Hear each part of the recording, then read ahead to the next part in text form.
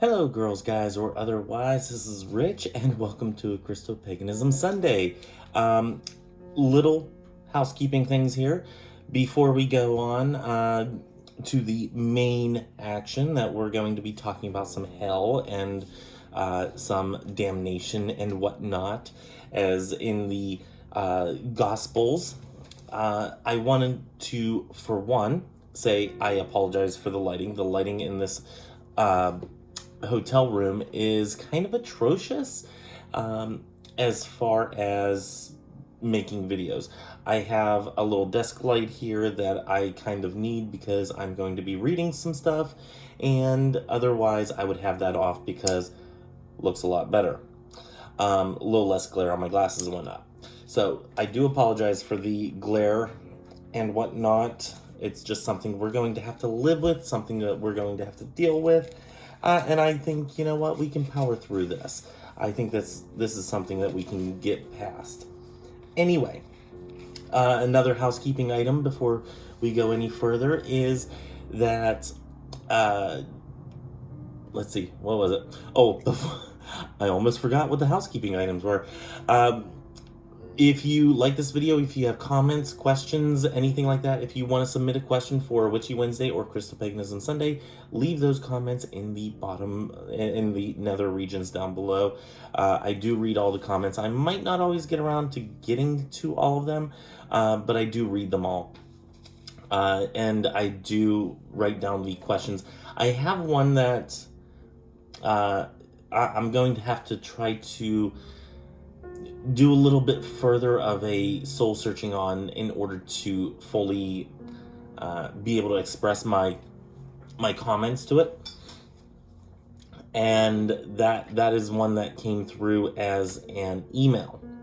So if you were that individual, please bear with me. I want to just make sure that I have it in a nice cohesive way. So and while you're down there in the comments below, also remember to hit that like button. That helps appease the algorithmic gods of YouTube. All hail the algorithmic gods of YouTube.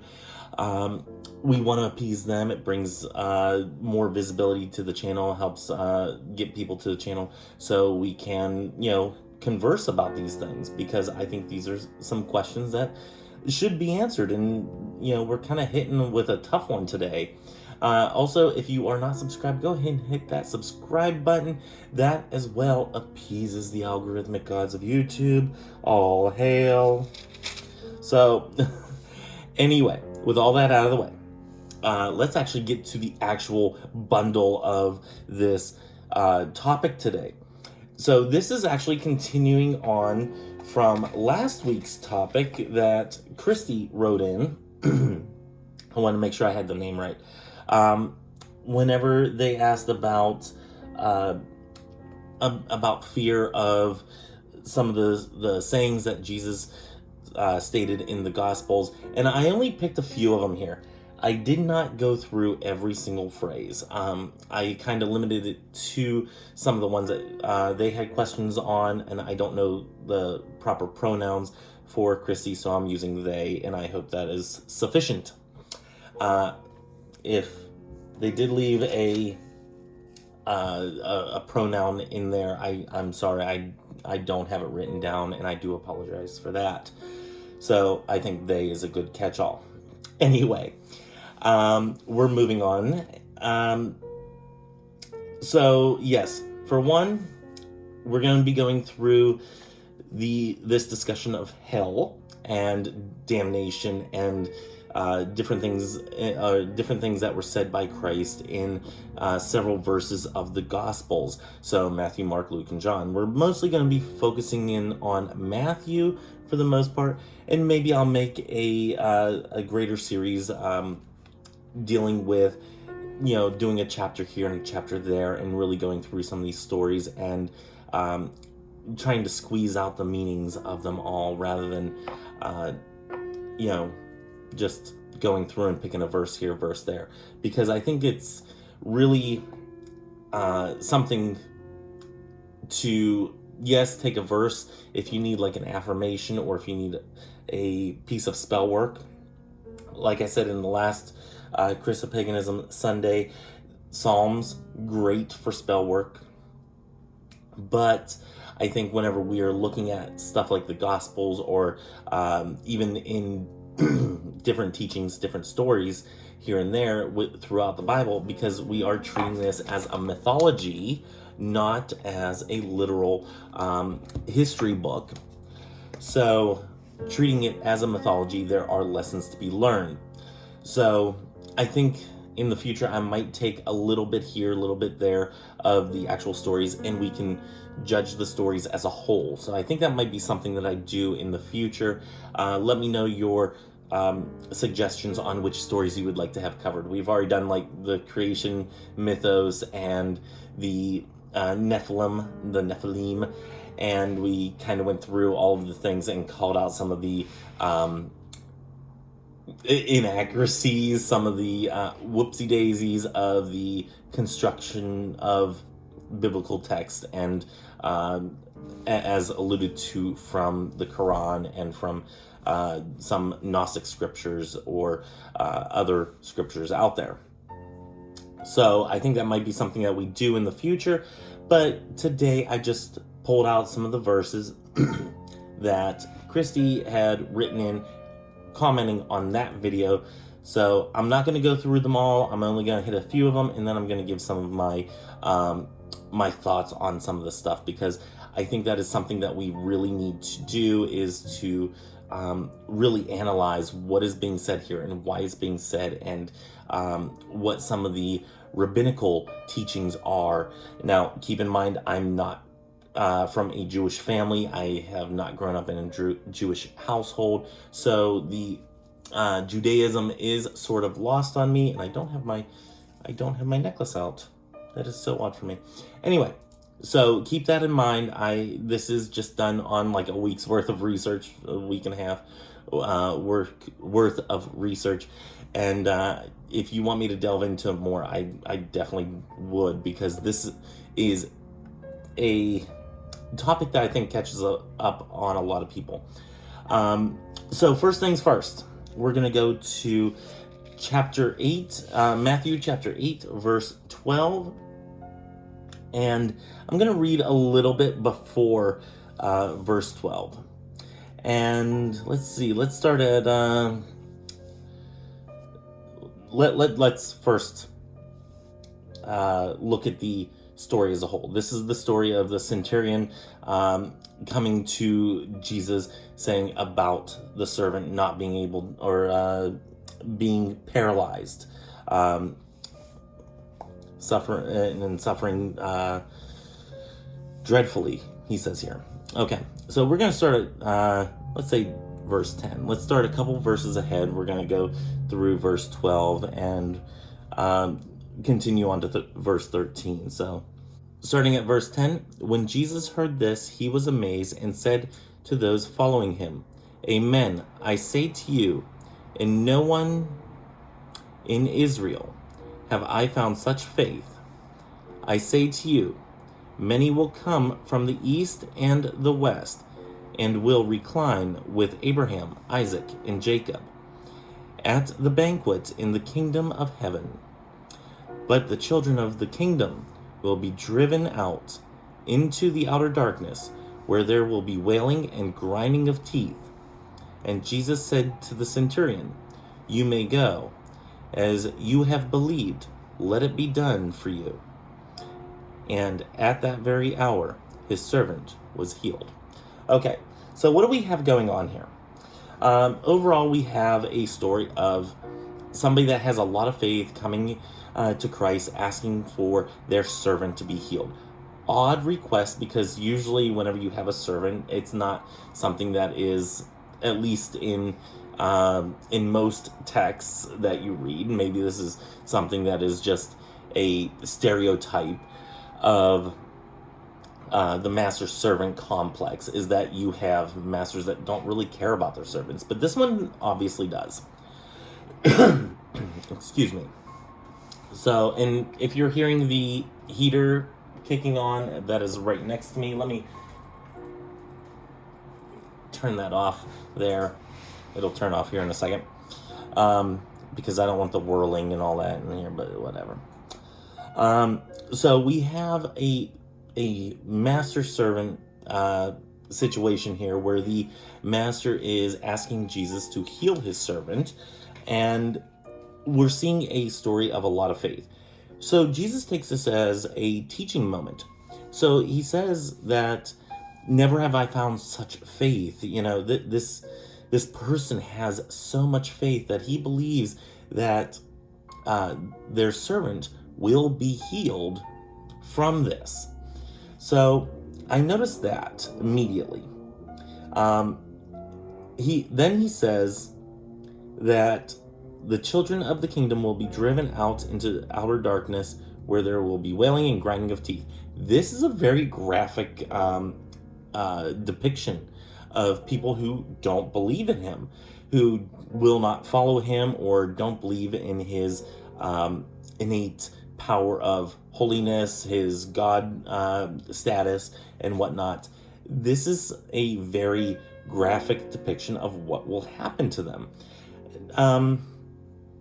And one thing that really stood out to me, and I've been studying some Gnosticism, as I've mentioned on here plenty of times, is that because in Gnostic depictions, Jesus, comes to redeem humanity with bringing light, bringing knowledge, bringing the concept of this being outside of the Abrahamic God figure, and kind of releasing people from this constant turmoil of death and rebirth, as some different religions depict it. He is sort of kind of like a Buddha figure in a way in Gnostic scripture, where he comes to offer enlightenment, and by gaining that enlightenment, you become one with the source of all, the light, the God above God, So anyway, that is a dumbed down version of Gnosticism from me. Let me have a drink here, because I have a feeling I'm going to be talking a lot here. Sit back, grab your beverage of choice. Mine today is Diet Coke from McDonald's, because, well, yeah, I'm on my military weekend, and there's McDonald's right over there. Anyway, so yeah, one thing that I noticed in here is that he is driving people into darkness. The people that don't believe him are going to be driven into darkness. And it says in here, children of the kingdom, this meaning the Israelites, the Jewish people who don't believe in him will be driven into the outer darkness, where there will be wailing and grinding of the teeth. So definitely a suffering situation. So to me, that would mean that they are going to be in this eternal darkness of this physical realm, this world that we live in, of death and rebirth, until we finally get it right and attain gnosis, or attain knowledge of how to get to the light, the God of gods figure. So, in the dumbed down version of Rich. So, another thing that I have here as a note, the seeking of light and drawing closer to the light is a goal. By believing in Christ and following his teachings and whatnot, you attain more light. Your light, your little spark of light, the God within you, grows bigger and radiates a little bit more. And the more and more you do it, the more and more you work at it, the more and more it shines. So until finally, eventually, you become one with the light. You regain, or you return to the light, so you become part of the light once again. So yeah, in this verse, it seems that it seems to be what we live in today as a dark place. So what I mean by that is, this is certainly a horrible situation, and by not heeding the call to follow in this way, or to gain more wisdom or knowledge, to find that gnosis, we are continuing to have ourselves on this perpetual cycle of life and death and rebirth, and life and death and rebirth. And that is one thing that called out to me on this as I flip my pages. The next one that I had here, and I have my paper here, was Matthew 13:42. And let's see if I can find this really quickly and not at all awkwardly. Got it. Okay. So in chapter 13, verse 42, he has the parable of seeds and or of the weeds. And he says about, the seeds that grow, are good. The weeds are the children of the evil one, this and that. And he says, they will throw them into the fiery furnace where there will be wailing and grinding of the teeth. Okay. This sounds a lot like Gehenna, which I'm going to talk about at the very end of this video. And then we go on to, and I want to I'm going to be bouncing around here. You're going to be seasick by the end of this because of all the bouncing around we're going to do. In verse 50, he says, and this is still in the same explanation of the parable, and throw them into the fiery furnace where they will be wailing and grinding of teeth. Some versions say gnashing of teeth, very graphic depictions of what would happen. But let's go back a few verses. Let's go back 2 verses to verse 48. When it is full, they haul it ashore and sit down and put what is good into buckets. What is bad they throw away. Thus it will be at the end of the age. The angels will go out and separate the wicked from the righteous, and throw them into the fiery furnace where there will be wailing and grinding of the teeth. Okay. And then he oddly asks something here. Christ says, do you understand all these things? They answered yes. The disciples answered yes. Yeah. Then every scribe who has been instructed in the kingdom of heaven is like the head of the household, who brings from the storeroom both old or new and the old. So that verse isn't really needed in this, because we're not talking about the scribes right now. But the disciples saying that, yeah, we understand. Yeah, to me this kind of seems weird, because it's kind of like, okay, I explained the parable. Do you get it now? And they say yes. However, it's not really that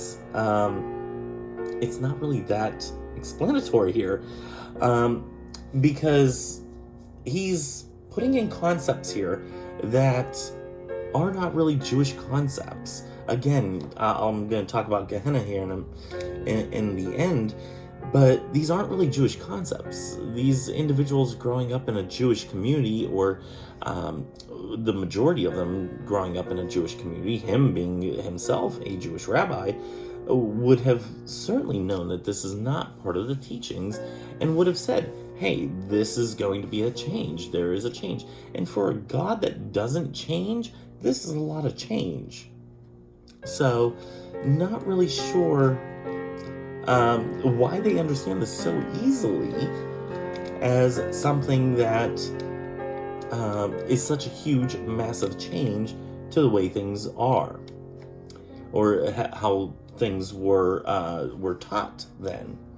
Because the Jewish community doesn't have a concept of hell, which is weird to begin with, as far as the way that the New Testament reflects the Old Testament. You have the Old Testament, which does not have a concept of hell, And then you have the New Testament, which is like fire and brimstone. It's night and day, and it's really weird that that there is such a night and day, and the disciples aren't really questioning it with this one parable. It's like, no, we don't understand. This isn't something that was taught before. And yeah, that's kind of weird to me. So I'm going to actually look a little bit more into that one that just came to me, and try to unpack that a little bit more at a later date, because that kind of, that kind of gets me there. So anyway, let's unpack this a little bit. It will be at the end of the age, angels will go out and separate the wicked from the righteous, and throw them into the fiery furnace. Okay, so here he's still explaining the parable of the weeds. And so let's look at this parable of the weeds. So basically in this parable of the weeds, this guy goes out, he throws down these weeds, and, paraphrasing here, of course, throws down these weeds, says, okay, now grow. The wheat grows, the weeds grow, and, farm hands come up, hey, why did you throw weed seeds in there? Is that what you intended to do? He's like, no, you know what? They're weeds. Some evil person came and put weeds. Instead of saying, quite frankly, no, weeds grow in fields. It's something that happens. For one, this guy says, no, there's weeds in my field because some evil one came and put weeds in my field. Dude, take responsibility for your actions. This is just shit that happens whenever you have a farm. But anyway, let's move on from that, because I have issues with this farmer guy. His farm hands say, do you want us to go and pull the weeds? The farmer says, no, you wait until the wheat grows and pull the weeds and the wheat and separate them. Take the wheat to the barn, take the weeds to burn. So that is what's going on here. And he's likening individuals who are good individuals, individuals that are a benefit to humanity, to society, to the progression of humans. Let's see here. Let's read exactly how he describes this. He said in his reply, he who sows the seed of the Son of Man, the field is the world. The good seed is the children of the kingdom. The weeds are the children of the evil one. Okay. So basically, the weeds are evil individuals, the individuals that are the scum of the earth. I don't think that somebody who is as forgiving as Jesus would say that, just because you have a different view of the world, and even though you've done everything good and you've kept to my commandment of love your neighbor as yourself, and do unto others as you would have others do unto you, the 2 commandments that he has set forth, you have followed these commandments, maybe without even knowing that, but, seeing that you didn't wholeheartely believe in me as the Messiah and, ask for forgiveness of sins through me, no, you're a child of the evil one. I don't think that's exactly how that works. That just seems kind of petty, a little bit petty to me, for somebody that is so level-headed as Jesus to have said. So, for me, the children of the evil one would be people that are blatantly against helping others, blatantly against the commandments of do unto others as you would have them do unto you. The golden rule that is like a common thread in most religions. The love your neighbor as yourself, doing good works to for your neighbor, to your neighbor, for your neighbor, either way, being kind to one another, being a not shit human being, is basically what I'm getting from this. I have a really hard time seeing Jesus say, well, just because you weren't a crappy human being, you're still a child of the evil one, so you're kind of, going to get burned.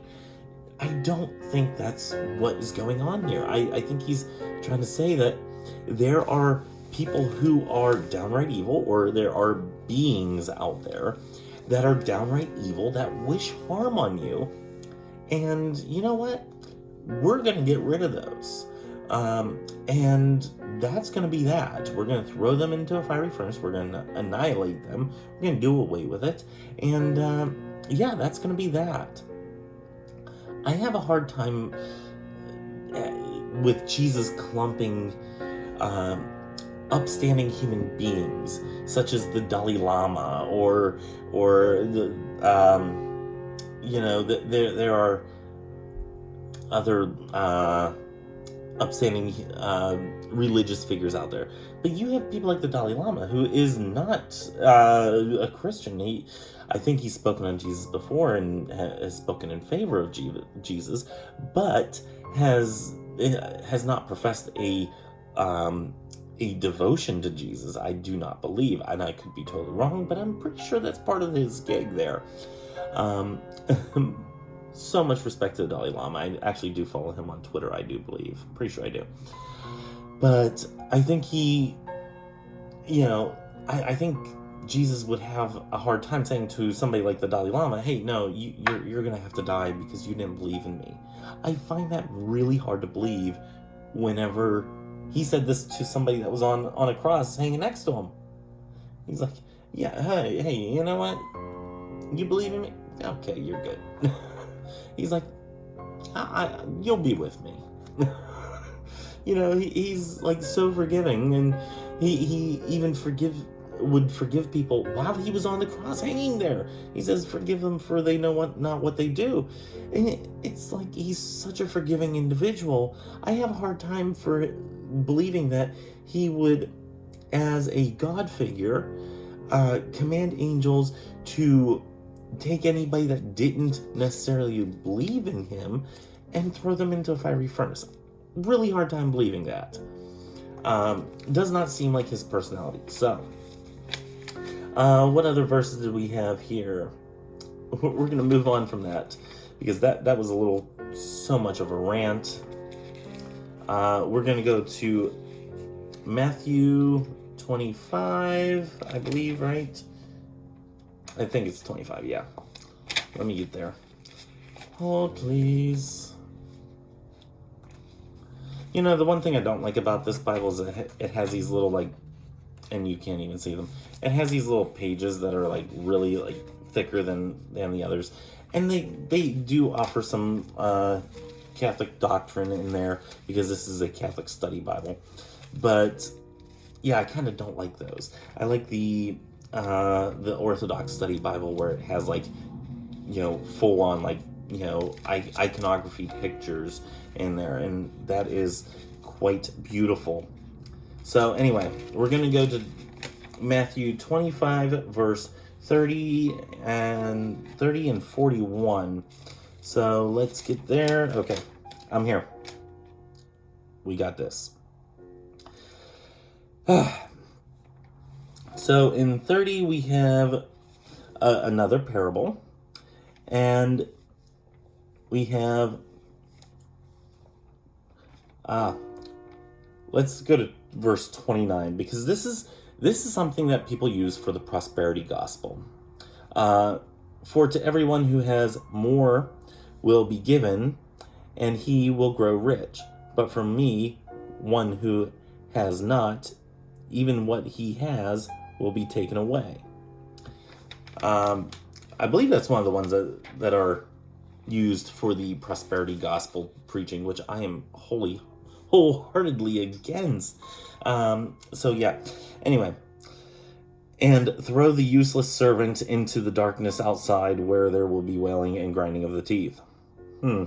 Okay, let's unpack some of this. Okay, so this is the parable of the talents. And like I said, this is one of the parables that are used for the prosperity gospel. And this is where you see, well done, good and faithful servant. Since you have been faithful in small matters, I will give you great responsibilities. Come and share your master's joy. Stuff like this. So basically, he gives these servants talents. He gives them monies, and one goes off and doubles his money. The other goes off and doubles his money. And one goes off and he hides the money. Okay, so we're gonna go through here. Then the one who received the 2 talents came forward and said, Master, you gave me 2 talents, and I have made 2 more. His master said unto him, or to him, well done, good and faithful servant. Since you were faithful in small matters, I will give you great responsibilities. Come and share your master's joy. Then the one received the 1 talent came forward and said, Master, I knew you were a demanding person, harvesting where you did not plant and gathering where you did not scatter. So out of fear I went off and buried your talent in the ground. Here it is back. His master said to him, you wicked, lazy servant. You knew that I harvest where I did not plant and gather where I did not scatter. So basically the master is throwing down seeds, and he's throwing down seeds over here, but he's gathering them over there. He's not gathering his own crops, he's gathering somebody else's. So he's cheating the system. He's being a dishonest master. And this guy calls him out on it. His servant calls him out on it. So, yeah. Then he says, should you not have put my money in the bank so I could have could have got it back with interest on my return? Now then, take the talent from him and give it to one with 10. So take your 1 talent, give it to the one that has 10 of them. Okay. For to everyone who has more will be given, and he will grow rich. But from the one who has not, even what he has will be taken away. So, and throw this useless servant into the darkness outside, where there will be wailing and gnashing of teeth. So, I have problems with this verse, or with this story. This parable is basically this asshole of a farmer, of a master. It seems like a farmer because that seems to be what they're gathering here. This asshole of a master is being unfaithful. He is, saying, okay, you gave me, you got me more money, so therefore you should get more. And you got me more money, so you should get more, but you knew I was cheating and you called me out on it. How dare you have any now? Let me give it to this guy over here that already has 10 and now he has 11. So this story is all kinds of fuckered up. Because this master is an asshole and he was called out on it. And if I were the servant, in this day and age, I'd be calling him out and going all over social media about it and telling everybody and everything about the dishonesty of this individual. And rightfully so. This guy should have called him out. He's like, no, this isn't your, this is your money, but you are being dishonest, and you're going, I kept it safe like you told me to. I did what you told me to. I am not here to make you grow rich by, doubling your money. You told me keep it safe. I kept it safe. There. And he gets berated for it, for doing something that was actually good. So in this, you actually have the master, who is an asshole anyway, saying about throwing somebody into this darkness outside where there's wailing and gnashing of teeth, or grinding of teeth. Yeah, and the guy was an asshole overall, so let's just leave it at that, and let's move on. Again, there are things in here, like, if I could probably do a whole video on just this one thing and the meanings behind it and whatnot, but I don't want to go on for another 2 hours explaining the one parable and delving into this a little too deep today. So this might be a parable that I might just go through and do some parables here and there for some Christo-Paganism Sundays. Let me write that down. Parables on Sundays. Okay. So I might just start doing that, and we're going to unpack some of these parables and whatnot, because, sometimes people are just assholes, and they needed to get called out like this guy did, and he got pissed off about it. Sounds familiar.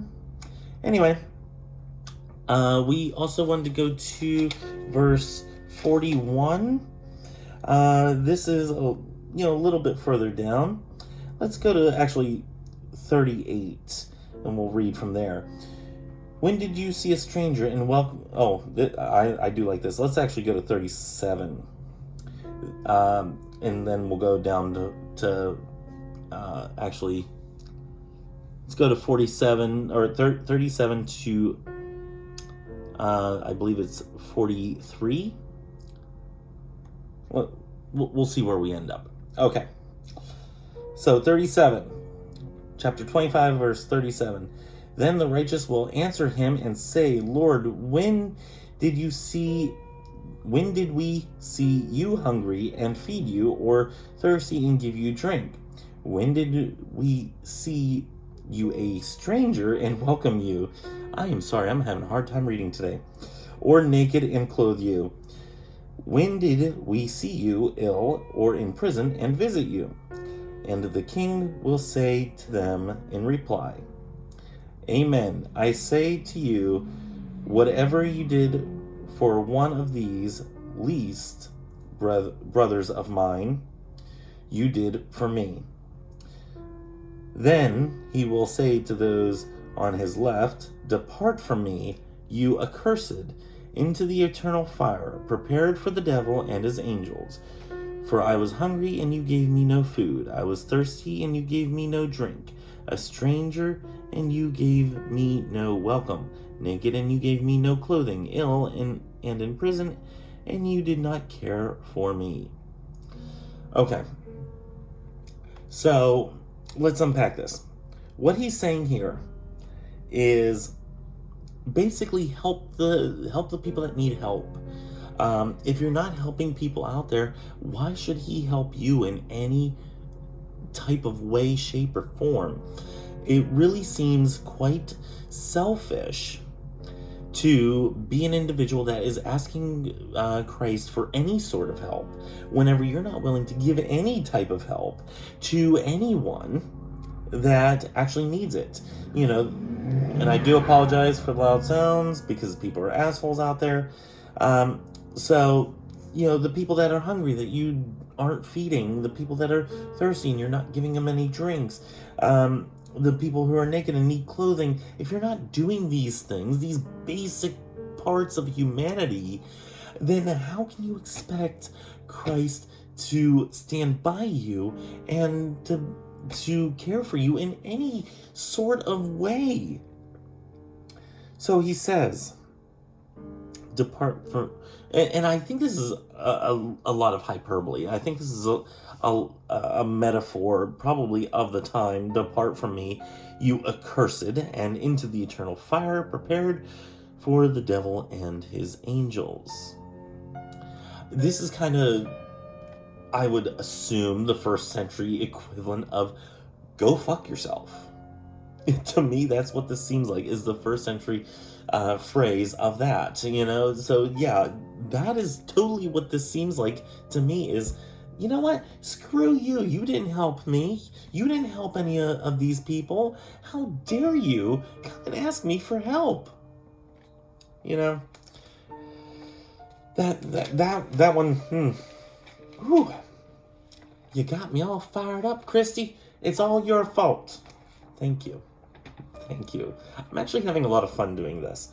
And then now we're going to look at Luke. Luke 16, verse 23 and 24. Whoops, flipped a little too much one way and then the other.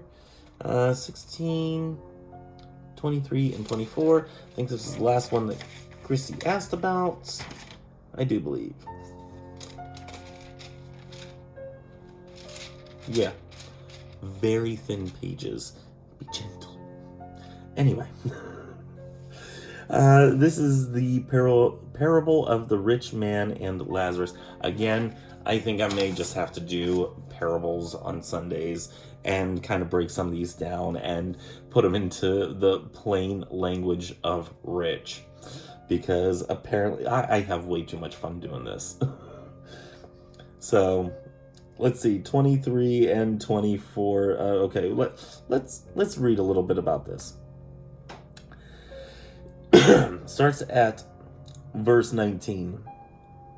There was a rich man who dressed in purple garments and fine linen and dined sumptuously each day. And laying at his door was a poor man named Lazarus, covered with sores, who would gladly have eaten his fill of the scraps that fell from the rich man's table.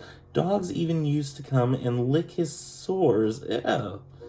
This is cringeworthy. This is like, the wound porn. Ugh. Okay. When the poor man died, he was carried away by angels to the bosom of Abraham. The rich man also died and was buried, and from the netherworld, where he was in torment, he raised his eyes and saw Abraham far off and Lazarus at his side. And he cried out, Father Abraham, have pity on me. Send Lazarus to dip the tip.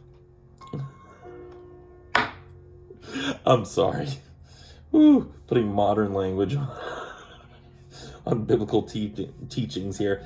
To dip the tip of his finger in the water and cool my tongue, for I am suffering torment in these flames. Abraham replied, My child, remember that you received what was good during your lifetime, while Lazarus likewise received what was bad, but now he has comforted here, whereas you are tormented. Moreover, between us and you a great chasm is established to prevent anyone from crossing who might wish to go from our side to yours, or from your side to ours. He said, Then I beg you, Father, send him to my father's house, for I have 5 brothers, that he may warn them, lest they too come to this place of torment. And I'm going to stop there. Okay. So here we have, and again, this is another parable, another fable, another story that Christ is telling, because, he's a storyteller. So he's telling the story of, again, what I would say is probably hyperbole, blowing things up a little bit out of proportion to kind of make a point that you shouldn't be an asshole. You should be helping people out there. You have somebody sitting here begging for table scraps, and you're not willing to help them. They have sores on their body, which is gross and painful, but you're not willing to help them. So screw you. You don't get to ask for help now. And, that... I think the main thread throughout these parables that I can see through Christ's point is, don't be an asshole. So that's kind of where I'm getting this hyperbole. Most of these are in, I think all of them were in parables, now that I think back at it. Maybe it wasn't all, but looks like most. Jesus didn't really speak that much in plain upfront English or upfront Aramaic. of this is what this will entail and whatnot. He was a teacher through stories. And so whenever we look at these stories, we have to decipher them and we have to find the meaning in them and then decipher beyond that, beyond the meaning of what we see at face value. So, all that aside, I think there's a lot of hyperbole. I think that they're examining this through a lens of the whole story that is given here, the overall story that is given here between these separate parables and whatnot. I think the common theme is don't be an asshole to others. Christ gave 2 commandments, treat others how you want to be treated, do unto your brother as you would have, do unto others as you would have others do unto you, and, treat your neighbors as your brothers. Oh my gosh, my brain is fried now. But before we go, I want to discuss Gehenna. Because this is another topic that Christy brought up, was Gehenna. And from what I've been looking up, for one, most Jewish rabbinical teachers, most rabbinical scholars out there, do not have a concept of hell. But Gehenna is one of their concepts for the afterlife. And it's basically like a stop, a way station, a way of purification in order to get to a paradise or some other afterlife progression. So what I have here is, in rabbinic literature, it can refer to a place of the wicked judged on life's deeds, or where you become aware of one's shortcomings. They stay there for about 11 to 12 months for the most part. Some stay there for more, some stay there for less. It all depends on how much you have to decipher and atone for. Some teachings say that some teachings say that instead of being sent to Gehenna, the wicked would be annihilated, but that is a smaller sect of people that agree with those teachings. This is one of those things, just like pagans. You get 20 pagans in the room, you're going to have 40 different opinions. Same thing with Jewish rabbis. You're going to have more opinions than you do people. And all of them will sit there and say, yeah, we have no idea what's true or not, but we can continue to strive to learn. And that's a big part of studying and trying to gain more knowledge in the teachings and whatnot. So anyway, let me go on here. This Gehenna seems to be like a way station, a place like a pit stop, basically, onto a paradise of sorts. And some say that this is where you will suffer until you atoned for all that you have done, all the harm that you have caused, whether you know that you caused it or not. This is where it's all going to be revealed to you. This sounds a lot like in some New Age teachings of a way station, the life review. After you die, you go to a life review stage where you're sitting there and your whole life plays before your eyes, and you either answer for, or you get congratulated for, or you get reprimanded for something that you did during your life. And to me, this seems a lot like that. However, in New Age beliefs, or in some New Age philosophies and beliefs, and this is also in older beliefs too, not just New Age, but this really speaks to me as like the New Age belief of a life review before you go on to your next life, or before you go on to a paradise of sorts. You have this review of what your life was, who you've impacted, who you neglected. And this is the time whenever you actually go through that. Whether it's suffering or not, whether it's kind of like, I think of this as more of a boardroom situation. Like, everybody's sitting there like, okay, what did you do? Okay, and they have this big screen up there, and they're all watching it like, okay. And you're sitting there at the head of the table, and you're like, oh, crap. And that's what this Gehenna seems like to me. It does not seem like a place of eternal suffering.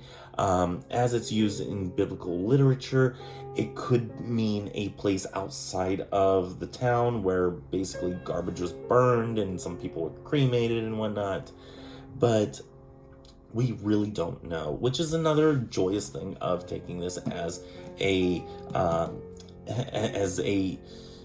story, a mythos, rather than as actual history and solid core belief system. You know, I don't think that this is the be-all end-all everything anymore. There was very much a time whenever this was, and I don't think that's really the case in and of itself. So, I have to edit this video down because there were some points in which I was reading and not saying anything, not doing anything. All you saw was me doing this. So, yeah, I am going to have to edit this down, which means I'm going to have to get off of here. And also my Diet Coke's gone. So, anyway, I hope that you enjoyed this. I hope that you have gotten some enlightenment from this, something spoke to you from this. Let me know what you would like to have for Christo-Paganism Sundays. I believe next week we are talking about Ostara and how we can use it in our Christo-Pagan paths. So, yeah, that's going to be something that happens next week, I believe, because that is right before Ostara, or gives you enough time before Ostara, I think. Anyway, I do believe.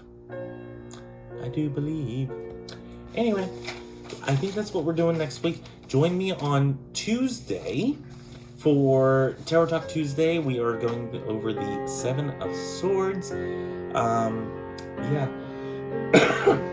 And I think one of our streaks have broken on the Seven of Swords. I'll tell you about that during that video. On Wednesday, we have Witchy Wednesday, and I am revealing my study incense. I haven't really done incense and showing you parts of my practice and how I do those specifically. And this is one of the things that I am going to show you guys. So tune in on Wednesday for that. Then on Thursdays, we have Table Talk Thursday. And on next Saturday, we have Chapter 11 in the Witchy Book Club series, as I mentioned in a past video. Which one was it? Probably the Witchy Wednesday video, I think. No, it was on my on Saturday's video on Chapter 10 of the Witchy Book Club series. So I have a hellacious 2 weeks coming up with work. I'm pretty much not going to have a day off for about 2 weeks. So do bear with me. I'm going to try to have things filmed ahead of time. I do have some things already filmed ahead of time so that we won't skip or miss a day. Hopefully I can keep to this schedule. So just bear with me, and I will try to make a short video for a day, in case I can't make it or something like that. I will make a video to let you guys know. So do bear with me. And thank you to those who are sending energy to a co-worker of mine, which is why I'm going to be working almost 2 weeks straight. I would have one day off, but I'm actually taking up some work with somebody else on that day, so it's not really a day off. Yeah, thank you to those who are sending some loving, healing energy to a co-worker of mine who has cancer. I'm not going to mention her name, just out of privacy concerns and whatnot, because she doesn't know I do these videos, and yeah, I don't want to invade her privacy, but I think she would be very much appreciative of any loving, healing energy that you can send to her. If you are doing Reiki, and you can send Reiki, I'm not particularly attuned to Reiki, so I cannot. If you need a name, you can email me, emails below, and I will send you a first name so you can have a way of directing that energy, if that is something that you need. But do keep her in your thoughts, hopes, and prayers, or light meditations, your healing meditations and whatnot, your Reiki practices, if that is something that you practice. Do send her some healing energy with the cancer that she is dealing with and has been dealing with for quite a while. It's not looking good, so do keep her in mind, and I would really appreciate that. So yeah, anyway, I'm going to get off of here because I just got a little choked up myself. I'm going to get off of here before I ramble on anymore. Until next time, may you have love, hugs, and ladybugs. Bye-bye.